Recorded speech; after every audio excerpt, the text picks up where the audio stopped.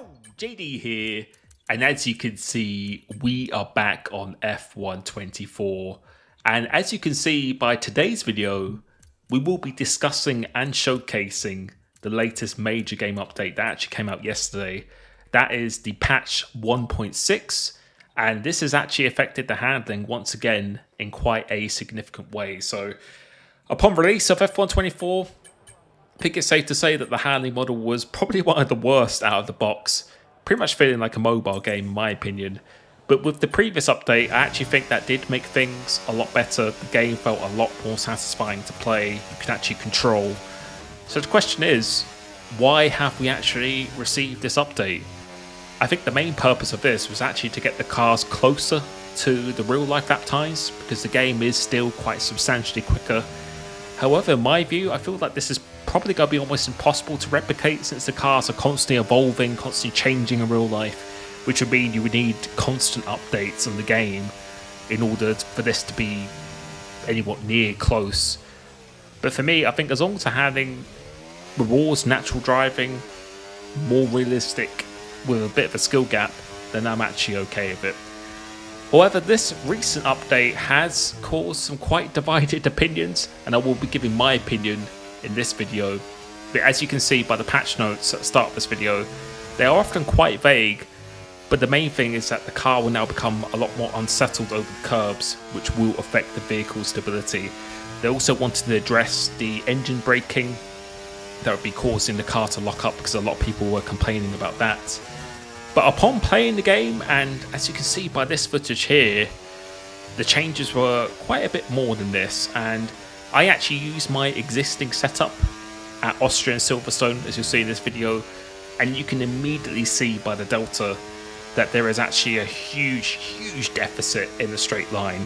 So I would actually say now on average that the game is about 6/10 slower, potentially even more depending on the track, yet the time trial leaderboards haven't been reset. They haven't actually been reset since the start of the game, so I think that's something, if they're going to continue with this handling, they need to be doing that ASAP, because no one's actually going to be improving upon their times. And I think the pole lap at Austria was like a 1:04. At Silverstone it was like a high 25, and yeah, Silverstone it's actually a lot closer to what the pole time was, but Austria we are still quite a ways away from what it is in real life. But I think probably the biggest thing that I've taken from this update is that the cars just feel a lot more unsettled, not just over the curves as the patch note says, but just in general. And again, this is going to be very much opinion on what you prefer and how it drives, but for me it feels like there is a lot more understeer and a lot more oversteer at the same time, which is actually something the original handling had, and I wasn't really a particular fan of. So it appears much easier to over rotate the car and slide, especially in the high speed corners. But after a bit of time, you do adapt, you do get used to it. It doesn't feel horrible, but does it feel better than the previous handling we had? I think only really time will tell. But again, I think this is the main question for a lot of you guys and just the community in general. What do you find better? Do you find this new handling more satisfying? Do you feel they needed to change it? Because I think that's the thing with Codemasters, and probably the most frustrating thing is that they do these patches and they don't actually address the things that really do need to be addressed, such as the equal cars, which is still a little bit of an issue in this game. They aren't equal. There's not a huge difference, but obviously when you're in esports and you're at that high level, it can make a big difference there. Along with many other glitches, such as the 10-second stop and go penalty, it still only gives you 5 seconds. So there's a lot of things that are still present that haven't been changed, yet they make other changes that kind of don't really need to be changed in the game itself. And you can see here, losing the car on the curb, so it definitely felt a lot more unstable on the curbs. Already kind of did to me, and if you touched them the wrong way, then yeah, they could really throw you out, and you can see was definitely getting to grips with that there. But I think the biggest thing that this patch really did need to address was the tyre pressure. So after this up here, and you can also skip during this video, that I actually did test the tyre pressures, because the big issue is that you can't heat up the tyres enough. So when you're on a qualifying lap, on an out lap, you can't get them anywhere near up to temperature. And just for reference, tyre pressures in previous games, the higher the tyre pressure, the more heat you could generate. And at the moment, everyone is running maximum pressure, including qualifying and the race. But I did decide after this patch, because supposedly they have updated the tyre wear model and the tyre temperature model, I did actually test max pressures versus lowest pressures, and you'll see the results at the end of this video, and also kind of just my opinion on that as well. But yeah, statistically in the past, the lower the pressure, the more surface area of the tyre you had on the track, the more traction you had, the more mechanical grip, so low speed grip, but the less tyre temperatures were raised, so the cooler they'd be.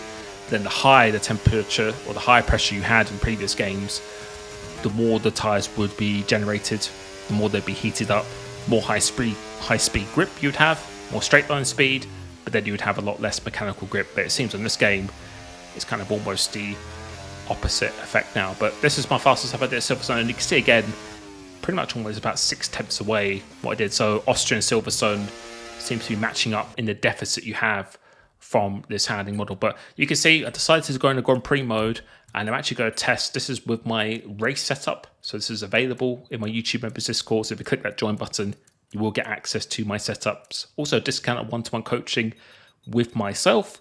But you can see I'm actually going to put it to max pressures now, and let's just see how it goes. So I won't be, well, we'll be showing you the whole thing, but I won't be playing at normal speed. Otherwise, we'd probably be here all day. So I do speed it up a little bit, but I will be showing you the results at the end. And yeah, for me, it didn't really feel, honestly, like a huge difference. And I think this is what we're after. I think the reason why games such as 2018 and 2020 were so good is because it was really easy to overheat the tyres. It was really easy, if you weren't smooth with your driving or if you ran an aggressive setup, to really wear down the tyres. You had to compromise either parts of your driving or parts of the setup. And although you might have to tactically sometimes drive slower, make things more stable, you would actually be a lot faster overall. So it didn't reward people who were just pushing flat out all the time. And I think that's something we have been missing for a while, because really for many games now for the last few years, setups and the way you drive is kind of set in stone. You kind of have a default left, right. On this game, it's quadruple left for the suspension geometry. Things such as the tyre pressures now completely max. It'd be great if you really had to change a lot of the tyre pressures, a lot of the setup for every single track. That's something that would be great, and that it's easy to go over the limits in terms of the tyre temperature and the tyre wear. I think that's something we are drastically missing. So you can see this is with the higher pressures, and the lap times here, I felt like I drove worse in this one. So it's not going to be a perfect test by any means of stretch, but you would expect a big difference from going from max to low pressures. And you can see doing a 105.5, and you will be able to see the tyre wear at the end of this as well. And the tyre wear was very minimal in difference. So I think there was a little bit less tyre wear with the higher pressures, so only a little bit less.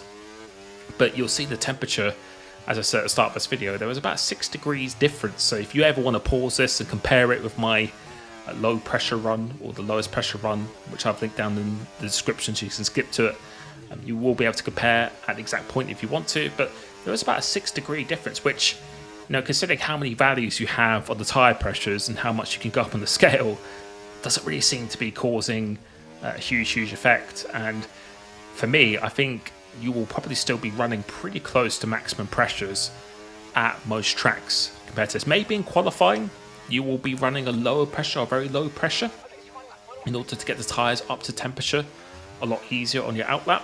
But I think when it comes to the race, you will probably be still running max pressures. And again, the issue is that you, even when running the lowest pressure, which should be generating the most heat on this game, you still aren't going to be overheating the tyres or overstressing the tyres at all. So it's kind of pointless to be having a whole range in values if you're not going to be changing it. But as you can see, going around the last corner now, you can see 15% wear on the front max and the 16% wear on the rear. And I will be giving a screenshot here just in case you missed that. But it was like 92 and then like 96 and 98 on the rear at the absolute max. So that's what it was for that. So we're going to go back in, and now we're going to be using low pressures. So the absolute lowest. You can see that's a big difference. So that's, what was that, 7.5 or 8 difference? What was, yeah, 7 difference, PSI difference between what it was before. So yeah, let's see what it is. And the lap time, or the total time, was 5 minutes 31.7. Again, it's not going to be a complete perfect, but I would expect when you're changing these values so much that there should be a much bigger difference between the two. So actually on this run, I felt like it was a much cleaner run. I actually drove a little bit better on this one. So I was expecting this to actually be faster. And again, we're going to skip on ahead, otherwise we'll be waiting for quite a while here. But just so I can show you, or just to prove that I've actually done this test, and you can pause at any time. And you can already see, if you compared it to the first lap, we are generating the tyre temperature much more. In terms of the handling with the low pressures, I definitely felt like there was a lot more mechanical grip. So mechanical grip, I mean going to corners like this, it rotates really easily. The traction definitely felt more stable, but then in the high speed, it definitely wasn't as pointy. Definitely a lot more understeer in the high speed. So it benefits in the low speed rotation, good traction, but in the high speed, I felt like I was definitely missing out, and definitely on the straight line speed. So I've actually done a little bit of a faster lap, about half a tenth faster than I did with the maximum pressures. And overall, the laps were almost identical. There was barely anything between them. So I feel that these were 2 consistent runs without too many mistakes in each one. I wasn't pushing absolute maximum, like my life depends on it. I'm just trying to make sure I'm just driving 90-95%. And you can see still consistent with the tyres, but you can see already the rears are actually getting to that 102 mark, which is starting to get to that point with the tyre where you will be generating understeer. But the problem is, if you're going to be using a medium or hard tyre in the race, you're never going to be getting to the point where it's actually overheating the tyre. So again, I don't think it's really any use of having these values. They're not really going to be hitting us. If it's impossible to hit the limit, then what's the point in really adjusting these values? But you can see, despite the difference in temperature, it's not really affecting the lap time whatsoever. And I think that's my biggest issue with this. When they've made these changes, it's not really affecting anything. And as you can see, as we're going into the last corner now, the tyre wear is a little bit more with the lower pressures. That could be to do with the driving, but you can see the temperatures. If we compare it now on the screen, you can see it's about a 6-degree difference between the max and the low. But if we actually look at the total time, I was actually slower with the lowest pressures. And again, could be driving a little bit of a better run, but I would be expecting maybe seconds difference. I would like to see a difference of seconds when you're changing these values to the absolute extreme.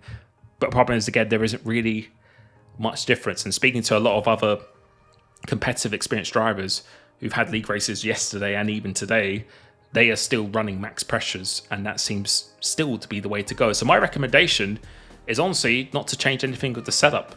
The rear locking seems to actually be worse with the engine braking at 100%, so maybe lower that to like 95, 90 instead of 100. But everything else, I don't think you really need to change. The game has just really become slower, a little bit more difficult to control, in my opinion. So let me know what you think of that. What do you think of this recent patch update? Do you think it's made the game better, or do you think it's made it worse? Let me know what you think they still need to actually address, and I will be catching you next time. Peace.